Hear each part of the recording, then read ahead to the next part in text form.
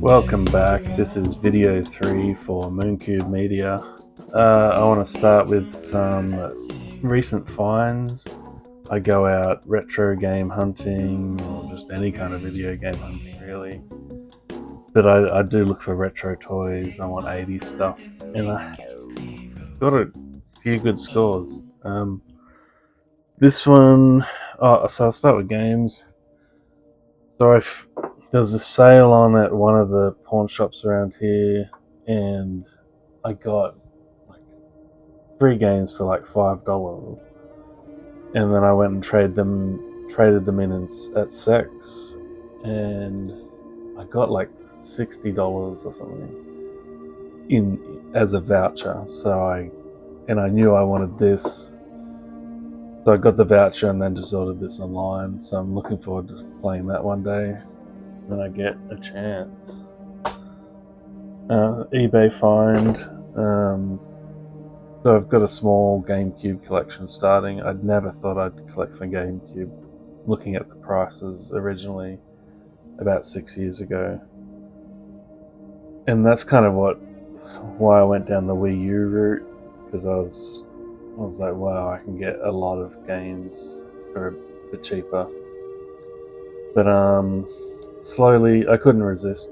I just started with Metroid Prime 1 and 2 for GameCube, and then it's just slowly built over time. And just I've found cheap ones along the way, like a couple of racing car games and stuff that I probably won't play very much, but they were cheap, and I was like, okay, I want them. So Resident Evil 0, not a huge fan, but the price was right. It's got a manual and both discs, which is handy. I need to give it a better chance, this game. I did the whole train part and then got to the mansion and just got bored pretty quickly. But I'd love to go back to it. Okay. Star Wars Clone Wars, never played it, but the price was right. Is it complete? Yeah. So these are off eBay. Got some black texture on it. Might be able to get that off. Don't think I'll risk it on the manual. Spider-Man, again off eBay. The price was right. No manual, but yes. So there are a few games to add to the collection. Okay, so here's some toys. Okay, I found this in another thing that I'm about to show. So this is from 1990. A little chalkboard, chalk and duster. Yeah, so it's not a major collectible, but I mean, it's still brand new in its packet. It's the original 90s Turtles. Shame about the card being damaged there, but you know, it's not like it's a figure or anything. But yeah, it was $1.50. It was like, yeah, I gotta get that. It'd be stupid to just leave it there. But this I found on the same day, and it was all taped up really, like it had all this old tape, I reckon from the 90s, on the side here, and it had a sticker there, and stickers here. So I've cleaned it up as best I can. The figure looks untouched, and it has all the cards in it. So this is a 1990 figure again. So it's complete. I just want to seal it up properly. Back to the card. This side seems sealed still. Or it is sealed still. So yeah. Who would have thought? And that was $3.50 or something. So I was just like, you can't just leave that at an op shop. Oh no. So yeah. Very happy with that. So I'm either going to try sell it or keep it. And this. It's pretty special. So this is a 1977 R2-D2. I found it in a store where they sell brand new toys and merch and stuff. And they had a cabinet just of vintage Star Wars stuff. I paid a little bit more for this one, 30 Australian dollars. They were all 30 and they had some good stuff there. I would have liked to have gotten more of them or all of them. I just got this one because I have a bit of an R2 collection that I want to have. I want to get some vintage ones as well, and this is the first real vintage one I've gotten. And yes, so if you look at the base, it does have a 1977 at the bottom. I mean, the paper's really worn. But,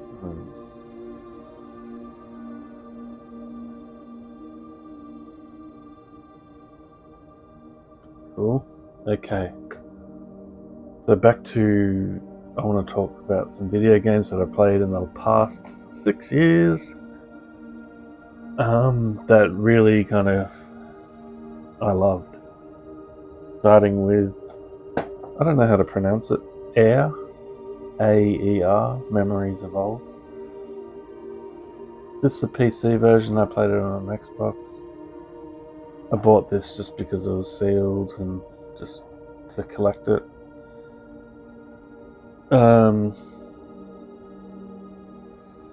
You can get on. I want to get a PS4 version eventually. Okay, so you're this character that is kind of half human, half bird. You're the land that you live in was kind of disrupted, and it kind of broke apart and is now kind of in islands in the sky. And you can fly from island to island, and basically you're unraveling the mystery of what happened, and you're kind of finding clues and piecing things together, and you're fixing the world. You're trying to restore it back to its original nature. So I haven't completed this game. I got pretty into it. I actually don't know how big the game is, but I just want to go back to it and start from the beginning, because I just forget a lot of what happened and why I'm at a point where I don't know why I'm really there, going back to the save point. But yeah, I mean, I love the cell shaded graphics and the polygon, kind of low polygon count. The just flying around in this world is worth it to just play that, and the music and how the music will shift, kind of, so the music will be in some kind of form when you're on the island, and then you launch and the music kind of evolves and becomes like it will add instruments or something, but it's the same melody or the same tune. So I really like that aspect, and it's very mellow, flying through the clouds and stuff. Just a really nice experience. And you're not, I don't, and I love games that aren't just about killing things. Like, there's so many games, even, 2D platformers, you're constantly killing enemies.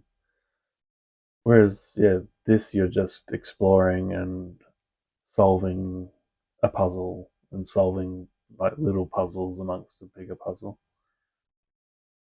So yeah, recommend that one. So yeah, get it on Switch, Xbox, PS4, PC, Steam, everything. Okay. the next game I want to talk about is Miles and Kilo. This is an 80s flashback, a homage to Wonder Boy, Super Mario Brothers. It is crisp, clean, looks excellent. The challenge of each level as you progress, it gets harder and harder. And you've got a really nice variety of different styles. Like you've got the boss levels. You know how you get these adventure games like Sonic or what's the one I'm thinking of? Even Crash Bandicoot. Like all the levels are these kind of huge levels, and then the boss levels are just one screen, and you've got to kind of challenge or beat them within that one screen. Whereas a lot of the boss levels, or maybe all of the boss levels, are still kind of like a level where you're progressing forward and moving, and you've got to kind of beat the boss that way. But yeah, I love the variety of some levels. It's just you, and it's that kind of Wonder Boy style where you're running and jumping. But then you've got the levels where the dog is, leading you along, and you've kind of got this different format. So yeah, the variety is excellent. Just the visuals, excellent. All excellent. Love it. And I was really getting into this game. Like some of these, like particularly these underground levels, just mastering it and getting all the timing right for each jump, and like I was yelling out at at the TV, and like I couldn't put this game down. I had to beat it. I'm pretty sure I've beaten the whole thing. I can't remember. It was a while back. But going through the map, I know I've completed all of the levels. Anyway, so yeah, excellent. Miles and Kilo, check it out. I haven't seen a physical copy. It is on Switch, and I think Xbox and Steam, or at least mobiles. Yeah. So that is Miles and Kilo. Next game. This is the last game of the video. Alien Isolation. So I know a lot of people have probably spoken about this, but so this is. I didn't, coming back to gaming, I didn't know it existed, and I don't know how I discovered it. I think I just was like, shit, is there a new Alien game out? And I searched and found it and downloaded it straight away. Brilliant game. So I just want to talk about, so is it set 15 years after the original Alien movie? I just want to brief talk about the Alien franchise movies. Alien 1, excellent. I'd give it a 9 out of 10. Aliens, brilliant. 9 out of 10. Alien 3, I thought was complete trash. I've watched, I think that the making of it on YouTube, where it shows how David Fincher was stuffed around so badly, and I find that more interesting than the movie. The movie's pretty dull and boring. But I've watched the special edition, and I've watched the theatrical cut, and I don't think either are good. I mean, I've definitely grown more respect for it and given it more of a chance, but I'd still give it a 5 out of 10, I think. Alien Resurrection, total trash. Is it Resurrection? Is that what it's called? I hope so. I mean, it looks bloody good. The visuals are great. There's good acting in it. I like, and the director is it the guy who did Amelie, so you see that kind of French cast, or at least the guy in the wheelchair. He was in he was in Amelie. So definitely has some good elements, Alien Resurrection, but I mean, the thing that totally ruins it is that the end boss. That just looks so terrible, and the half human, half blah blah blah blah. No. 4 out of 10. The Alien vs Predator films don't count. I don't mind the first one. 4 out of 10. The second one, 1 out of 10. And then we've got Prometheus, which is, I mean, I like it. I understand the problems with it. I've listened to a fair few commentaries about it, and I watched the making of it, which I found quite impressive, actually, how much detail went into everything. I understand its problems, but I think I like its approach, or I do like its approach that he went back to the origins. It doesn't quite work. I think it's a bit, from what I can gather, it's just a mixture of ideas that shouldn't have been mushed together. I mean, but yeah, as a standalone film, it's okay. I mean, yeah, the visuals, it's a very good looking film, and has some great scenes, great acting by Fassbender. And I don't really like the main cool dude who's, Mr. Dude, with the dude with the kind of stubble, and he's super cool. But the female lead is excellent, and the scene, of course, when she gets cut open, and wow. Okay, Alien Isolation, then no, Prometheus. Then what have we got? Alien. Oh god, that's how bad it is. The last two. Oh, Covenant. I don't mind it. Still a bit weird that it wasn't. Oh, like the fact that there's another alien derelict ship crashed on the planet. It's like, God, what? And the lead from Prometheus is dead. But I mean, Fassbender kills it.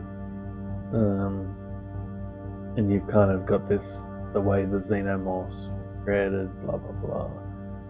Third act kind of lingers on too long.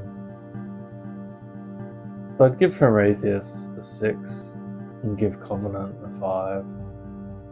And then, I can't remember the name of the more recent one with the kids. I liked that one. I was surprised. I had no. I mean, there's issues with it, I guess. I was kind of hooked in. I enjoyed the whole thing. I wasn't bored. I liked how Ash is in it. Maybe 6.5. Okay, so back to Alien Isolation. What a game.